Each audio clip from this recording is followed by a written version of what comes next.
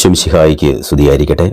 ഈശോയിലേറ്റം സ്നേഹമുള്ളവരെ, ഈശോ തൻ്റെ ആണിപ്പാടുള്ള വലതുകരം ഉയർത്തി നമ്മെ ഓരോരുത്തരെയും എല്ലാവിധ ആപത്തുകളിൽ നിന്നും അപകടങ്ങളിൽ നിന്നും രോഗപീഠകളിൽ നിന്നും മഹാമാരികളിൽ നിന്നും പൈശാചിക സ്വാധീനങ്ങളിൽ നിന്ന് കാത്ത് പരിപാലിച്ച് സംരക്ഷിക്കട്ടെ എന്ന് പ്രാർത്ഥിക്കുന്നു. പ്രിയമുള്ളവരെല്ലാവരും സുഖമായിട്ടിരിക്കുന്നു എന്ന് വിശ്വസിക്കുന്നു. നമ്മുടെ വിശ്വാസത്തെ മുറുകെ പിടിച്ചുകൊണ്ട് മുന്നോട്ട് പോകുവാനായിട്ട് നമുക്ക് സാധിക്കട്ടെ എന്ന് ഞാൻ വീണ്ടും വീണ്ടും പ്രാർത്ഥിക്കുകയാണ്. വിശ്വാസം ഈ നാളുകളിൽ നശിച്ചു പോകാതിരിക്കട്ടെ, നഷ്ടപ്പെട്ടു പോകാതിരിക്കട്ടെ.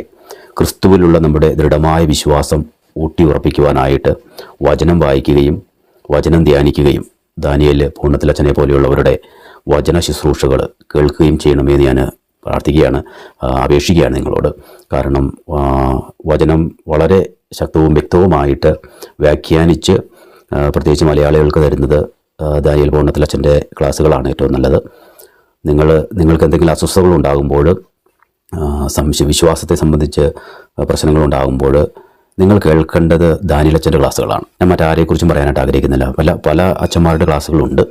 പക്ഷേ വിശ്വാസ സംബന്ധമായ സംശയങ്ങളും പ്രശ്നങ്ങളും ഒക്കെ ഉണ്ടാകുമ്പോൾ തീർച്ചയായിട്ടും നിങ്ങൾ ദാനിയേലച്ചൻ്റെ ക്ലാസ് കേൾക്കണം. അങ്ങനെ ദാനിയേലച്ചൻ്റെ ക്ലാസ് കേട്ട് കഴിയുമ്പോൾ നിങ്ങൾക്ക് അതിനുള്ള ഒരു ഉത്തരം തീർച്ചയായിട്ടും കിട്ടും. പ്രാർത്ഥിച്ചുകൊണ്ട് അച്ഛൻ്റെ ക്ലാസ്സുകൾ കേൾക്കുവാനായിട്ട് സാധിക്കണം.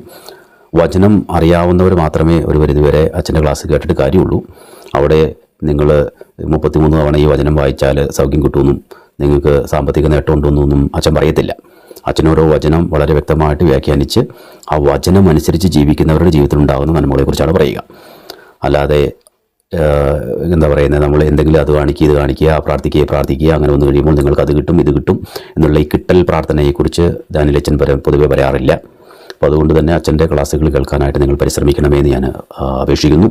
അതോടൊപ്പം തന്നെ ഈ കാലഘട്ടങ്ങളിൽ ഒത്തിരിയേറെ പേര് അവസാന കാലഘട്ടത്തെക്കുറിച്ച്, ക്രിസ്തുവിൻ്റെ രണ്ടാം വരവിനെക്കുറിച്ചൊക്കെ നമ്മളെ പറഞ്ഞ് ഭയപ്പെടുത്തുകയും പേടിപ്പിക്കുകയൊക്കെ ചെയ്യാറുണ്ട്. അത് ഈ കാലഘട്ടത്തിൽ മാത്രം ഒത്തിരി എന്നും എല്ലാ കാലത്തും അതുണ്ടായിരുന്നു. അപ്പോൾ തിരുവചനത്തിൻ്റെ ആധാരത്തിൽ ഈ നാളുകളിൽ ഒന്നുകൂടി അതിനെക്കുറിച്ചൊന്ന് വ്യക്തമായൊരു ബോധ്യത്തിലേക്കും അറിവിലേക്കും വരേണ്ടത് അനിവാര്യതയാണ് എന്നാണ് എനിക്ക് തോന്നുക. അപ്പോൾ നമുക്കറിയാം, മത്തായിയുടെ സുവിശേഷം 24-ാം അധ്യായത്തിൽ 6 മുതലുള്ള അല്ലെങ്കിൽ 3 മുതലുള്ള വചനങ്ങളിലൂടെ കർത്താവ് തന്നെ ക്രിസ്തുവിൻ്റെ രണ്ടാം വരവിനെക്കുറിച്ച് അല്ലെങ്കിൽ അവസാനത്തെക്കുറിച്ച്, ലോകാവസാനത്തെക്കുറിച്ച് വ്യക്തമായിട്ട് പ്രതിപാദിച്ചു വെച്ചിട്ടുണ്ട്. അത് വളരെ ശ്രദ്ധയോടുകൂടി വായിച്ചു കഴിഞ്ഞാൽ കുറേയധികം കാര്യങ്ങൾ നമുക്ക് വ്യക്തമായിട്ട് മനസ്സിലാകും. ഇതെല്ലാം എപ്പോൾ സംഭവിക്കുമെന്നും നിന്റെ ആഗമനത്തിൻ്റെയും യുഗാന്തത്തിൻ്റെയും അടയാളം എന്താണെന്ന് ഞങ്ങൾക്ക് പറഞ്ഞു തരണമേ എന്ന് ശിഷ്യന്മാർ യേശുവിനോട് ചോദിച്ചു. യേശു പറഞ്ഞു, ആരും നിങ്ങളെ വഴിതെറ്റിക്കാതിരിക്കാൻ സൂക്ഷിച്ചുകൊള്ളുവേൻ. ഒന്നാമത്തെ കാര്യം ഇതാണ്. ഈ കാര്യം പറഞ്ഞ് ആരും നിങ്ങളെ വഴിതെറ്റിക്കരുത്. എത്ര വ്യക്തമാണെന്ന് നോക്കി. ഈ കാര്യം പറഞ്ഞ് ആരും നിങ്ങളെ വഴിതെറ്റിക്കരുത്. വിശുദ്ധ ഗ്രന്ഥത്തിൻ്റെ ആധാരത്തിൽ വ്യക്തമായിട്ട് മനസ്സിലാക്കുക എന്നുള്ളതാണ്. പിന്നെ തിരുസഭ എന്ന് പറയുന്നു. തിരുസഭ നമ്മളോട് പറഞ്ഞു തരും എന്നാണ് കാര്യങ്ങൾ വളരെ വ്യക്തമായിട്ട് പറഞ്ഞു തരും. അപ്പോൾ തിരുസഭ പറയുന്ന കാര്യങ്ങളുണ്ട്. തിരുവചനത്തിൻ്റെ ആധാരത്തിലും വ്യാഖ്യാനത്തിലും തിരുസഭ നമ്മെ പഠിപ്പിക്കുന്ന കാര്യങ്ങൾ, അതായത് ചുമ്മാ ആളുകൾ വന്ന് നമ്മളെ വഞ്ചിക്കാതിരിക്കാനായിട്ട് പരിശ്രമിക്കണം. ഈ മേഖലയിൽ വഞ്ചന ഉണ്ടാകുമെന്ന് ക്രിസ്തുവിന് അറിയാമായിരുന്നു. നമ്മളെ വഞ്ചിക്കുമെന്ന്, അതായത് മനുഷ്യർ നമ്മളെ വഞ്ചിക്കുമെന്ന് ക്രിസ്തുവിന് അറിയാവുന്നത് കൊണ്ട് തന്നെയാണ് ക്രിസ്തു ഒന്നാമത് തന്നെ പറയുന്നത്, ആരും നിങ്ങളെ വഞ്ചിക്കാതിരിക്കാനായിട്ട് വഴിതെറ്റിക്കാതിരിക്കാനായിട്ട് സൂക്ഷിച്ചുകൊള്ളുകയും, വഴിതെറ്റിച്ച് മറ്റു പല കെണികളിലും കൊണ്ടിടാതിരിക്കാനായിട്ട് നിങ്ങൾ സൂക്ഷിക്കണം. പലരും എൻ്റെ നാമത്തിൽ വന്ന് ഞാൻ ക്രിസ്തുവാണെന്ന് പറയുകയും അനേകരെ വഴിതെറ്റിക്കുകയും ചെയ്യും. അത് നമ്മൾ ഈ 2024 വർഷത്തിൻ്റെ ഇടയിൽ പല തവണ കണ്ടതാണ്. ഒന്നാമത്തെ അടയാളം വചനത്തിൽ പറഞ്ഞു വെച്ചിരിക്കുന്നതാണ്. അതായത് ക്രിസ്തുവാണ് ഞാനെന്ന് പറഞ്ഞുകൊണ്ട് അനേകർ വന്ന് മനുഷ്യരെ വഴിതെറ്റിക്കും. ഇഷ്ടം പോലെ ഉദാഹരണങ്ങൾ അങ്ങനെ ഉണ്ടായിട്ടുണ്ട്. അനേകം ആളുകൾ അങ്ങനെയുള്ള ആളുകളുടെ പിന്നാലെ പോയി നശിച്ച് പോയിട്ടുമുണ്ട്. ഇത് ലോക ചരിത്രത്തിൽ സംഭവിച്ചുകൊണ്ടിരിക്കുന്ന കാര്യങ്ങളാണ്. ഇനിയും സംഭവിക്കാവുന്ന കാര്യവുമാണ്. നിങ്ങൾ യുദ്ധങ്ങളെപ്പറ്റി കേൾക്കും, അവയെപ്പറ്റിയുള്ള കിംവദന്തികളും. എന്നാൽ അസ്വസ്ഥരാകരുത്, കാരണം ഇതെല്ലാം സംഭവിക്കേണ്ടതാണ്, എന്നാൽ ഇനിയും അവസാനമായിട്ടില്ല. യുദ്ധങ്ങൾ, അതിനെക്കുറിച്ച് കിംവദന്തികളെക്കുറിച്ച് ഇനി പറയേണ്ട കാര്യമില്ല.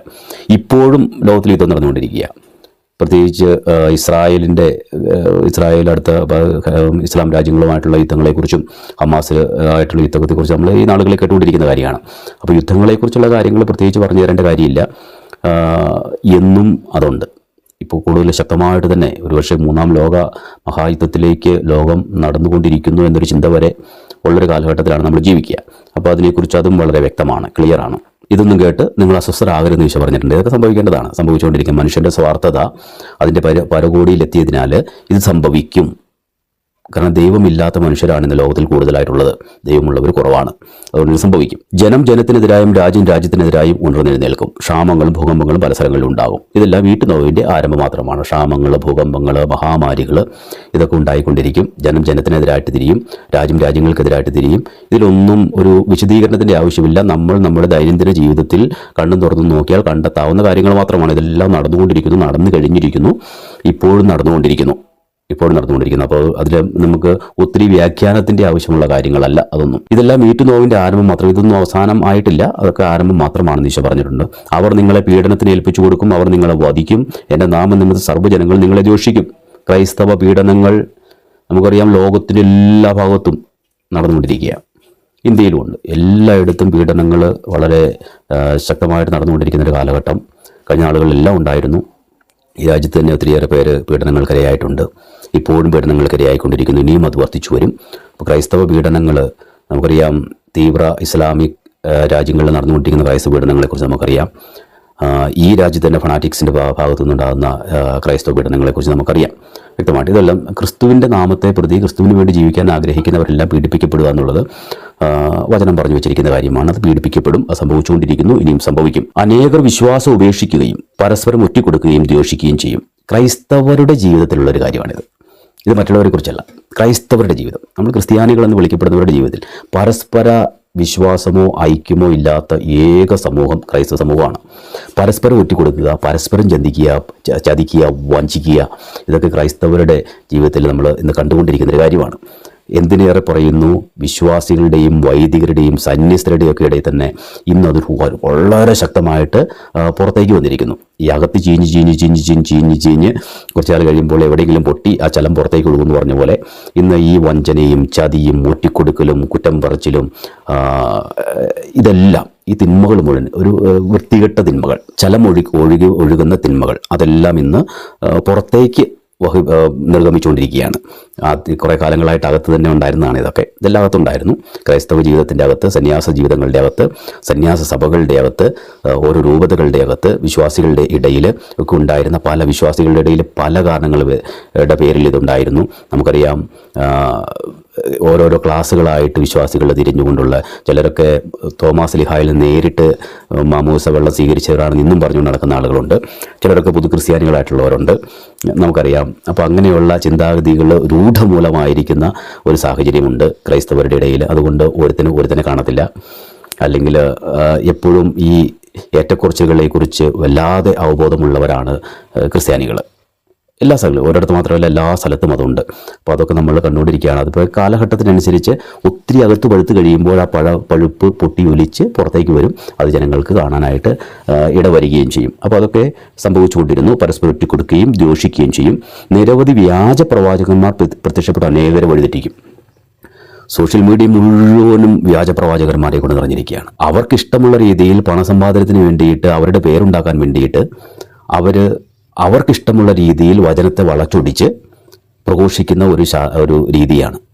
അതിനാണ് വ്യാജപ്രവാചകൻ പറയുന്നത്. തങ്ങളുടെ ലക്ഷ്യത്തിന് വേണ്ടിയിട്ട് അത്ഭുത പ്രവർത്തനങ്ങൾ നടത്തുക, പിശാചിനെ ഓടിച്ചിട്ട് പിടിക്കുന്ന പരിപാടികൾ, കൈ പൊക്കിക്കഴിഞ്ഞാൽ എല്ലാവരും പറന്നടിച്ച് വീഴുന്ന പരിപാടികൾ, പിന്നെ നോക്കി നിൽക്കുമ്പോൾ അക്കൗണ്ടിൽ പൈസ വരുന്ന പരിപാടികൾ, ഇങ്ങനെ ഒത്തിരി കലാപരിപാടികൾ നമ്മൾ കേട്ടുകൊണ്ടിരിക്കുന്നതാണ്.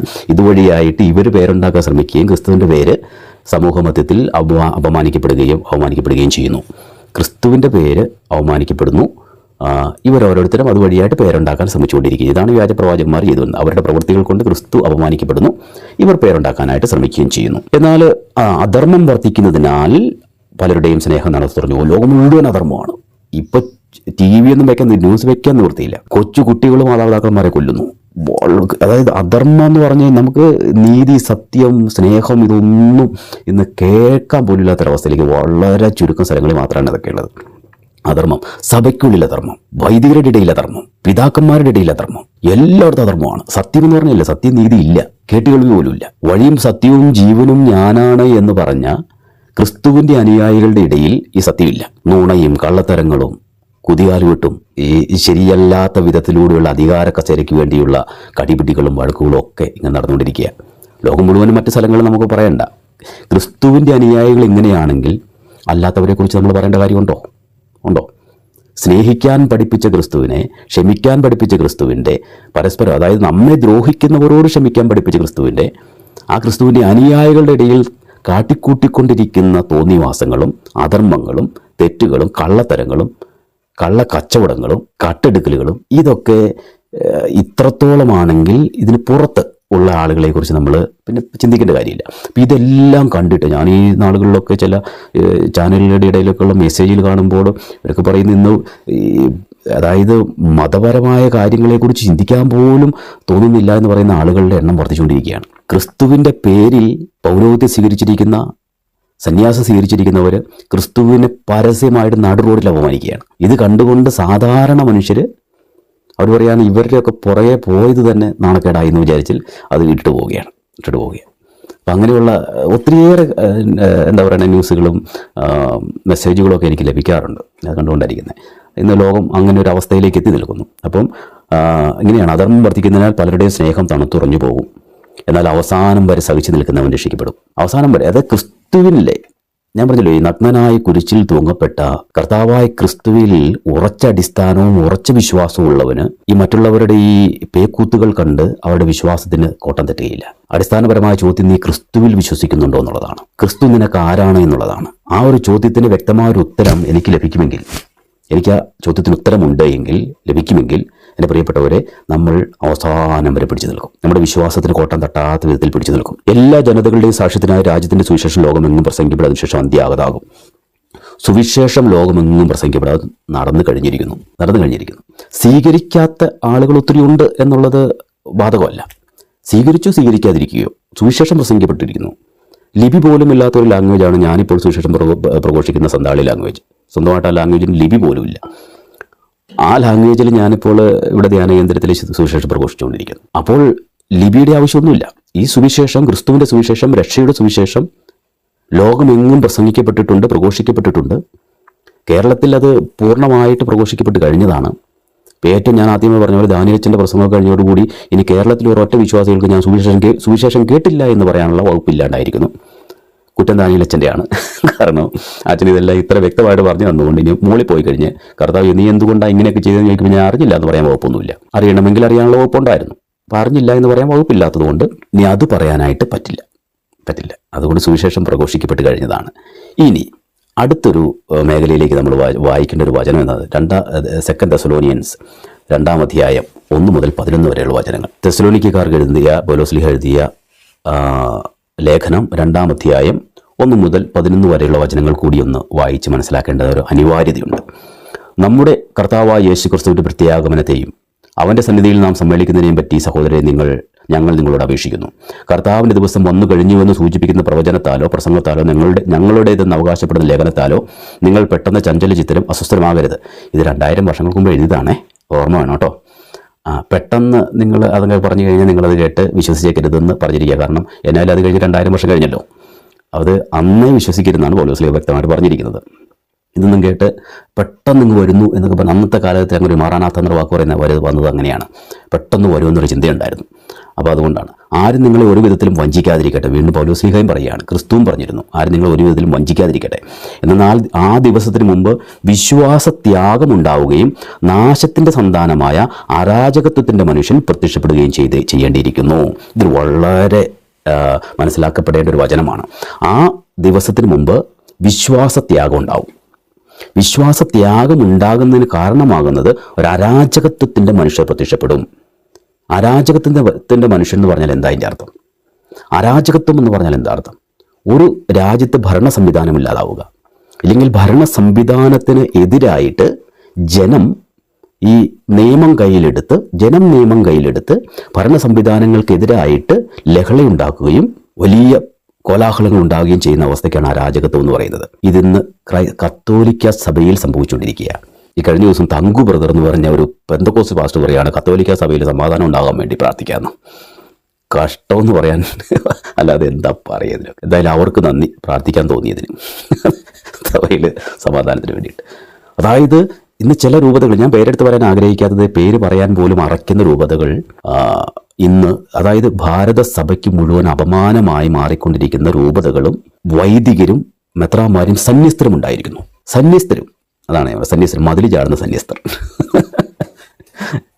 വിശദീകരിക്കണ്ടല്ലോ അല്ലേ? അതാണ് അരാജകത്വം. അതായത് അരാജകത്വം എന്ന് പറഞ്ഞാൽ ഒരു സംവിധാനത്തിന്, ഒരു രാജ്യത്തിന് നിയമമുണ്ട്. അപ്പോൾ ഒരു സംവിധാനം, പരിശുദ്ധ കത്തോലിക്ക സഭയുടെ സംവിധാനങ്ങൾ, ആ നിയമ സംവിധാനങ്ങൾക്കും അധികാരങ്ങൾക്കും എതിരായിട്ട് നിയമം സ്വന്തം കയ്യിലെടുത്ത് നിയമത്തിന് സ്വന്തം സ്വാർത്ഥതയ്ക്കനുസരിച്ച് നിയമത്തെ വ്യാഖ്യാനിച്ച്, അതായത് എനിക്ക് ചില ലക്ഷ്യങ്ങളുണ്ട്, എൻ്റെ സ്വാർത്ഥതയ്ക്കനുസരിച്ച് നിയമങ്ങളെ ഞാൻ എൻ്റെ കയ്യിലെടുത്ത് അതിന് ദുർവ്യാഖ്യാനം കൊടുത്ത് അത് ജനങ്ങളെ, അവരുടെ കൂടെ നിൽക്കുന്ന കുറച്ച് ആളുകളെ അത് പറഞ്ഞ് പറ്റിച്ച്, നുണ പറഞ്ഞ് അത് വിശ്വസിപ്പിച്ച് നിയമം കയ്യിലെടുക്കുന്ന അവസ്ഥയ്ക്കാണ് അരാജകത്വം എന്ന് പറയുന്നത്. ഈ അരാജകത്വമാണിന്ന് ചില മേഖലകളിൽ സംഭവിച്ചുകൊണ്ടിരിക്കുന്നത്. പരിശുദ്ധ കത്തോലിക്ക സഭയുടെ ചില മേഖലകളിൽ സംഭവിച്ചുകൊണ്ടിരിക്കുന്ന, നമ്മൾ കണ്ടുകൊണ്ടിരിക്കുന്ന കാര്യമാണത്. ഈ അരാജകത്വം സംവിധാനങ്ങൾക്ക് എതിരായിട്ട് നിയമം കയ്യിലെടുത്ത് യുദ്ധം ചെയ്യുന്നു, എന്നിട്ട് അതിന് നീതി എന്ന് പറയുന്നു, അത് സത്യത്തിന് വേണ്ടിയിട്ടാണെന്ന് പറയുന്നു. അങ്ങനെയെങ്കിൽ ഈ സംവിധാനങ്ങൾ ശരിയല്ല എന്ന് പറയുമ്പോൾ പരിശുദ്ധ വചനത്തിൻ്റെ അടിസ്ഥാനത്തിൽ ഇവർ പരിശുദ്ധാത്മാവിനെതിരായിട്ട് പാപം ചെയ്യുന്നവരാണ്. ക്ഷമിക്കപ്പെടാൻ പാടില്ലാത്ത പാപമാണത്. കാരണം ഈ സംവിധാനങ്ങളെ ഉണ്ടാക്കിയത് പരിശുദ്ധാത്മാവാണ് എന്ന് എന്നെപ്പോലെയുള്ള പാവങ്ങളെ പറഞ്ഞ് പറ്റിച്ചിട്ടുണ്ട് ഇവർ ഈ പറഞ്ഞത് സത്യമാണ് എങ്കിൽ, എൻ്റെയൊക്കെ ഫോർമേഷൻ സമയത്ത് എന്നോടൊക്കെ പറഞ്ഞിരുന്നത് എങ്ങനെയാണ്, ഈ സംവിധാനങ്ങൾ പരിശുദ്ധാത്മാവിനാൽ സൃഷ്ടിക്കപ്പെട്ടതും പരിശുദ്ധാത്മാവിനാൽ നയിക്കപ്പെടുന്നതും പരിശുദ്ധാത്മാവിനാൽ ക്രമീകരിക്കപ്പെടുന്നതുമാണ്.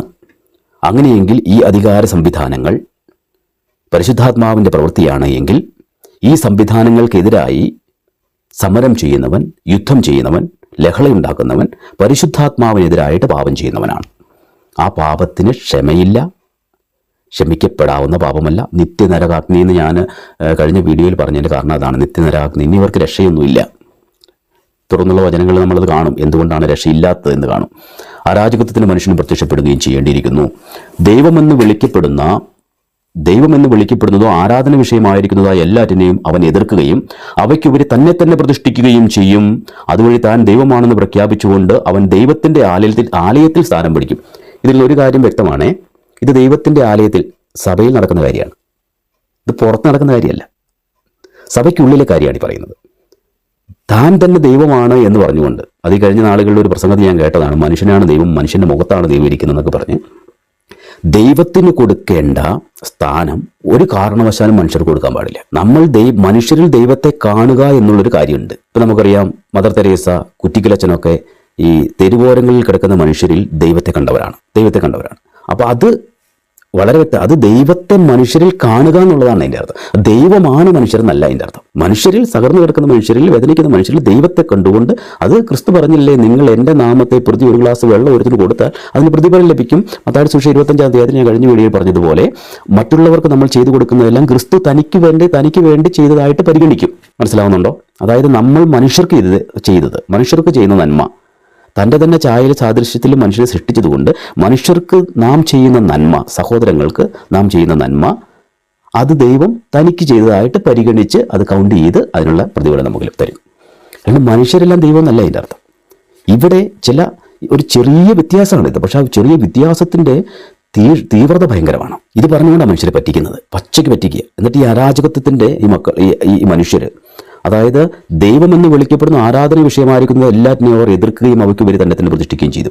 ആരാധന വിഷയമായിരിക്കും ദൈവമാണ്, അതുപോലും എതിർപ്പിനുള്ള കാരണമാക്കി, എതിർപ്പുള്ള മാധ്യമമാക്കി മാറ്റിയ അരാജകത്വം. പരിശുദ്ധ കുർബാനയെ എതിർക്കുവാനുള്ള മാധ്യമമാക്കി മാറ്റുന്ന അരാജകത്വത്തിനപ്പുറം വേറൊരു അരാജകത്വമില്ല. പരിശുദ്ധ കത്തോലിക്ക സഭയിൽ പരിശുദ്ധ കുർബാന എത്ര വിശുദ്ധിയോടുകൂടി അർപ്പിക്കാമോ അത്രയും വിശുദ്ധിയോടുകൂടി അർപ്പിക്കണം. അത് തോന്നിയാസം കാണിച്ച് തോന്നിയാസത്തിന് വേണ്ടിയിട്ട്, തങ്ങളുടെ തോന്നിയാസത്തിന് വേണ്ടിയിട്ട്, സമരത്തിന് വേണ്ടിയിട്ട് ഉപയോഗിക്കുക. അതുകൊണ്ട് തന്നെയാണ് ഇവർ അരാജകത്വത്തിൻ്റെ ആത്മാവാണ് അവർ പ്രവർത്തിക്കുന്നതെന്ന് പറയാൻ കാരണം. സത്യമല്ല, എന്നിട്ട് സത്യത്തിൻ്റെ പേര്, അതൊക്കെ പിന്നീട് നമ്മൾ കാണും കേട്ടോ.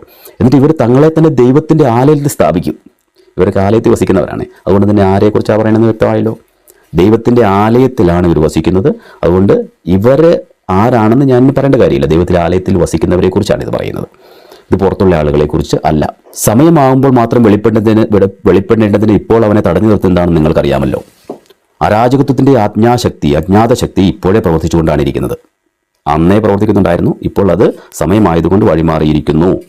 പ്രവർത്തിച്ചുകൊണ്ടിരുന്നു. അവനെ തടഞ്ഞു നിർത്തിയിരിക്കുന്ന വഴിമാറിയാൽ മാത്രമേ അവൻ പ്രത്യക്ഷപ്പെടൂ. അവൻ വഴിമാറിയിരിക്കുന്നു. ഈ അരാജകത്വത്തിന്റെ ആത്മാവിനെ തടഞ്ഞു നിർത്തിയവൻ വഴിമാറിയിരിക്കുന്നു. ഇപ്പോൾ അരാജകത്വത്തിന്റെ ആത്മാവ് സഭയിൽ ഭയങ്കര ശക്തിപ്പെട്ടിരിക്കുന്നു. എല്ലാ മേഖലകളിലും, സന്യസ്തരുടെ മേഖലയിൽ. ഒരുപക്ഷെ സന്യസ്തരൊക്കെ തമ്പുരാനോട് ചേർന്ന് ജീവിക്കേണ്ടവർ ഇന്ന് ഈ അരാജകത്തിന്റെ ആത്മാവിനാൽ നയിക്കപ്പെടുന്ന വ്യക്തികളോട് ചേർന്ന് മതിലിയാടാൻ നടക്കുന്നു. ഇതിൽ കൂടുതലൊരു തകർച്ച സന്യാസ ജീവിതത്തിന് ഇനി വരാനില്ല. ഞാനിപ്പോൾ കുറച്ച് നാളുകളായിട്ട് ആരെങ്കിലും മഠത്തിൽ ചേരുന്ന കാര്യം പറഞ്ഞു കഴിഞ്ഞാൽ ഞാൻ ആരും വിടാറില്ല. ഞാൻ അവരോട് നിരുത്സാഹപ്പെടുത്തും. പോകണ്ട മക്കളെ എന്ന് പറയാറുള്ളൂ. എൻ്റെ വ്യക്തിപരമായ അഭിപ്രായമാണ് കേട്ടോ, വ്യക്തിപരമായ അഭിപ്രായം. ഞാൻ പറയാം, മക്കളെ പോകണ്ട, നിങ്ങൾ ഉള്ള കഷ്ടപ്പാട് ദുരിതമൊക്കെ വെച്ച് നിങ്ങൾ വീട്ടിൽ കല്യാണം കഴിച്ച് ജീവിക്കുക എന്നാണ് ഞാൻ പറയുന്നത്. നിങ്ങൾ പോയിട്ട് ഈ മതിലിയാടാൻ പോകേണ്ട കാര്യമില്ലല്ലോ. അതുകൊണ്ട് കർത്താവായ യേശു തൻ്റെ വായിൽ നിന്നുള്ള വിശ്വാസം കൊണ്ട് അവനെ സംഹരിക്കുകയും തൻ്റെ പ്രത്യാഗമനത്തിൻ്റെയും പ്രഭാവത്തിൽ അവനെ നാമാവശേഷമാക്കുകയും. ഇതാണ് സഭയോടുകൂടെ നിൽക്കുന്ന, വിശ്വാസത്തിൽ ക്രിസ്തുവിനോട് കൂടി നിൽക്കുന്നവർക്ക് ഏക പ്രതീക്ഷ. ക്രിസ്തു ഇവരെ സംഹരിക്കും. ക്രിസ്തു ഇവരെ സംഹരിക്കും. ഒരു സംശയം വേണ്ട, ഒരു സംശയം. വചനമാണിത്. ക്രിസ്തു ഇവരെ സംഹരിക്കും. അവനെ നാമാവശേഷമാക്കും. ഈ തിന്മയുടെ എല്ലാ ശക്തികളെയും വ്യക്തികളെയും കർത്താവ് നാമാവശേഷമാക്കും. സാത്താന്റെ പ്രവർത്തനത്താൽ നിയമനിഷേധിയുടെ ആഗമനം എല്ലാ ശക്തികളോടും വ്യാജമായ അടയാളങ്ങളോടും അത്ഭുതങ്ങളോടും സത്യത്തെ സ്നേഹിക്കാൻ, അങ്ങനെ രക്ഷപ്രാപിക്കാനും വിവിധ കാണിക്കുകയാൽ നശിച്ചു പോകുന്നവർ വഞ്ചിക്കുന്ന അനീതികളോടും കൂടിയായിരിക്കും. അതിനാൽ വ്യാജമായതിനെ വിശ്വസിക്കാൻ പ്രേരിപ്പിക്കുന്ന മിഥ്യാബോധം ദൈവം അവരിൽ ഉണർത്തും. തൽഫലമായി സത്യത്തിൽ വിശ്വസിക്കാതെ അനീതിയിൽ ആഹ്ലാദിച്ചവരെല്ലാം ശിക്ഷയ്ക്ക് വിധിക്കപ്പെടും. നോക്കുക, വ്യാജമായതിലാണ് ഇവർ വ്യാജത്തെ സത്യം എന്ന് പറയുന്നത്. സ്വന്തം താല്പര്യങ്ങൾക്ക് വേണ്ടിയിട്ട്, എങ്ങനെയെങ്കിലും പണം ഉണ്ടാക്കാൻ വേണ്ടിയിട്ട്, സ്വാർത്ഥമായിട്ട് കാര്യങ്ങൾ ചെയ്യാൻ വേണ്ടിയിട്ട് ഇവർ സഭാ സംവിധാനങ്ങളെ ദുർബലപ്പെടുത്താനായിട്ട് ശ്രമിക്കുമ്പോൾ, എന്നിട്ട് ഇവർ അതിനൊരു നീതി എന്ന് പേരും സത്യം എന്ന് പേരൊക്കെയിട്ട് വിശ്വാസികളെ വഞ്ചിച്ച് അതിൽ കുറേ അധികം ആളുകൾ ആ യഥാർത്ഥ സത്യത്തിൽ വിശ്വസിക്കാതെ ആ മിഥ്യയിൽ വിശ്വസിച്ച്, ആ നീതിയിൽ വിശ്വസിച്ച് അവരുടെ കൂടെ ചേരും. അപ്പം ഇത് അവരിലെ മിഥ്യാബോധം ഉണർത്തുന്നത് ദൈവം തന്നെയാണ്. വ്യാജമായതിനെ വിശ്വസിക്കാൻ പ്രേരിപ്പിക്കുന്ന ഒരു മിഥ്യാബോധം ഒത്തിരി ആളുകൾ ഇവരുടെ കൂടെ ചേർന്നിട്ടുണ്ട്. ഒത്തിരി ആളുകൾ ചേർന്ന്, കാരണം ഇത് പരിശുദ്ധാത്മാവിനെതിരായിട്ടുള്ള പാപമാണെന്ന് മനസ്സിലാക്കാനായിട്ട് ഇവർക്ക് ഉൾബോധ്യം ലഭിക്കുന്നില്ല. അതിന്റെ ഫലമായിട്ട് അനേകർ ചേർന്നിരിക്കുക. ഇന്ന് നന്മ പറഞ്ഞാൽ ചില ചാനലുകൾ, ഇപ്പം ഞാൻ 1-2 വീഡിയോ ഇടുമ്പോൾ ആ ഒരു ഗ്രൂപ്പിൽപ്പെട്ട ആളുകളുടെ ഭാഷാ രീതി, അവർ നമ്മളോട് പ്രതികരിക്കുന്ന രീതി എത്രയോ വൃത്തികെട്ട രീതിയിലാണെന്നറിയാമോ? അഹങ്കാരത്തിൻ്റെ കൊടുമുടിയിലേക്ക് കയറിയിരിക്കുക. ഞാൻ ഈ കഴിഞ്ഞ ദിവസം ഒരു നമ്മുടെ ബോസ്കോ ഞാളിയത്തച്ഛൻ്റെ ഒരു പ്രസംഗം കേൾക്കുകയുണ്ടായി. ബോസ്കോ ഞാളിയത്തച്ഛൻ്റെ ഒരു പ്രസംഗം ഞാൻ കേട്ടു, വളരെ ശക്തമായിട്ട്. ഞാനത് ഡൗൺലോഡ് ചെയ്ത് വെച്ചിട്ടുണ്ട്. അതായത് അഹങ്കാരിക്ക് സംഭവിക്കുന്ന ശിക്ഷയെക്കുറിച്ചാണ്. അഹങ്കാരികൾക്ക് എന്താണ് സംഭവിക്കുക? ശരീരം പുഴുത്ത് അവർ മരിക്കുമെന്നാണ് ആ വചനത്തിൽ അദ്ദേഹം പറഞ്ഞു വെച്ചിരിക്കുന്നത്. ഒരു നല്ലൊരു വീഡിയോ ആണ് ബോസ്കോ ഞാളിയത്തച്ഛൻ്റെ. ഒരുപക്ഷേ സഭയിൽ സംഭവിക്കാനിരിക്കുന്ന ഈ കാര്യങ്ങളെക്കുറിച്ച് വ്യക്തമായൊരു പരിശുദ്ധാത്മാവിൻ്റെ ബോധ്യം ഈ ബോസ്കോ ഞാളിയത്തച്ഛന് കിട്ടിയത് കൊണ്ടായിരിക്കണം അദ്ദേഹം വളരെ വ്യക്തമായിട്ട് ആ വചനത്തിൽ പറഞ്ഞിട്ടുണ്ട്, വചനശ്രൂഷി പറഞ്ഞിട്ടുണ്ട്, അഹങ്കാരികളെ കർത്താവ് അതികഠിനമായി ശിക്ഷിക്കും. അവരുടെ ശരീരം പുഴു അരിച്ച് കിടക്കും. അച്ഛൻ്റെ ആ റേമ എന്ന് പറയുന്ന ഒരു ചാനലുണ്ട്, വീഴ്ച ചാനൽ. അതിൽ കുറേ 100-100ഓളം വീഡിയോകളുണ്ട്. കൊച്ചു വീഡിയോകളാണ്. അതെടുത്ത് കേട്ട് കഴിഞ്ഞാൽ നിങ്ങൾക്ക് അത് അറിയാൻ പറ്റും. ആദ്യകാലങ്ങളിൽ കിട്ടിയ ഒരു വീഡിയോ ആണ്. ഞാൻ കഴിഞ്ഞ ദിവസങ്ങളിൽ ആ വീഡിയോകളെല്ലാം ഇങ്ങനെ ഒന്ന് കാണാനായിട്ട് ഇടയായി. അപ്പോൾ അങ്ങനെ നോക്കിയപ്പോഴാണ് ഈ ഒരു വീഡിയോ ഞാൻ കണ്ടത്. അഹങ്കാരികൾക്ക് സംഭവിക്കുന്ന നാശത്തെക്കുറിച്ച് ബോസ്കോ ഞാളിയത്തച്ഛൻ വ്യക്തമായിട്ട് പറഞ്ഞിരിക്കുക. ഒരുപക്ഷേ ചുറ്റുപാടുകളിൽ നടക്കുന്ന കാര്യങ്ങളെക്കുറിച്ചുള്ള ഒരു വ്യക്തമായ ധാരണ കൊണ്ടായിരിക്കണം, അല്ലെങ്കിൽ മുന്നോട്ടുള്ള കാലഘട്ടങ്ങളിൽ നടക്കാനിരിക്കുന്ന കാര്യങ്ങളെക്കുറിച്ചുള്ള വ്യക്തമായൊരു ധാരണ അച്ഛന് കിട്ടിയതുകൊണ്ടായിരിക്കണം അച്ഛൻ വളരെ വ്യക്തമായിട്ട് അഹങ്കാരിക്ക് സംഭവിക്കുന്ന നാശത്തെക്കുറിച്ച് പറഞ്ഞിട്ടുണ്ട്. അതുകൊണ്ട് എൻ്റെ പ്രിയപ്പെട്ട മക്കളെ, സംഭവിക്കാനിരിക്കുന്ന കാര്യങ്ങളൊക്കെ സംഭവിച്ചുകൊണ്ടായിരിക്കും അതിൻ്റെ പൂർണ്ണതയിലേക്ക് എത്തിയിരിക്കുന്നു. അൾത്താര ഇന്ന് സമരമുഖമായിരിക്കുന്നു. അരാജകത്വത്തിൻ്റെ ആത്മാവ് അൾത്താരയിൽ നിൽക്കുന്നു. വളരെ സഭയ്ക്കെതിരായിട്ട്, പരിശുദ്ധാത്മാവിനെതിരായിട്ടുള്ള പാപങ്ങൾ വർദ്ധിച്ചുകൊണ്ടിരിക്കുന്നു. വൈദികരുടെ ഇടയിൽ നിന്ന്, സന്യസ്തരുടെ ഇടയിൽ നിന്ന് വിശ്വാസത്യാഗം ഉണ്ടായിക്കൊണ്ടിരിക്കുന്നു. വിശ്വാസത്തെ തകർത്തെറിഞ്ഞുകൊണ്ടിരിക്കുന്നു. ഇതൊക്കെ അന്ത്യകാലത്തിൻ്റെ അടയാളങ്ങളാണ്. അത് ക്രിസ്തുവിന് വരുവാനായിട്ട് ഇനി പ്രത്യേകിച്ച് തടസ്സങ്ങളൊന്നുമില്ല. ഇന്ന് നടക്കുമോ നാളെ നടക്കുമെന്ന് എനിക്കറിയത്തില്ല, ഞാനത് പറയത്തില്ല. ഇനിയും വർഷങ്ങളുടെ കാത്തിരിപ്പ് ഉണ്ടാകുമെന്നും ഞാൻ പറയത്തില്ല. ക്രിസ്തു തന്നെ പറഞ്ഞിട്ടില്ല, സഭയും വ്യക്തമായിട്ട് അത് എന്നെന്ന് പറഞ്ഞിട്ടില്ല, ഞാനും പറയില്ല. പക്ഷേ ഈ കാര്യങ്ങളൊക്കെ തന്നെ ക്രിസ്തു അതിനു മുമ്പായിട്ട് വചനത്തിലൂടെ പറഞ്ഞു വെച്ചിരിക്കുന്ന കാര്യങ്ങളൊക്കെ തന്നെ പൂർത്തിയായിട്ടുണ്ട്. ഇതറിയുക, വിശ്വാസത്തോടുകൂടി ജീവിക്കാനായിട്ട് പരിശ്രമിക്കുക. കർത്താവ് നമ്മെ എല്ലാവരെയും കാത്ത് പരിപാലിച്ച് അനുഗ്രഹിക്കട്ടെ. നമ്മുടെ വിശ്വാസം കാത്തു സൂക്ഷിക്കാനായിട്ട് നമുക്ക് സാധിക്കട്ടെ എന്ന് പ്രാർത്ഥിക്കുന്നു. നമ്മുടെ കർത്താവ് മിശിഹായുടെ കൃപയും പിതാവായ ദൈവത്തിൻ്റെ സ്നേഹവും പരിശുദ്ധാത്മാവിൻ്റെ സഹവാസവും നിങ്ങളോടുകൂടെ എപ്പോഴും ഉണ്ടായിരിക്കട്ടെ, ഇപ്പോഴും എപ്പോഴും എന്നേക്കും. ആമേൻ. മിശിഹായ്ക്ക് സ്തുതിയായിരിക്കട്ടെ.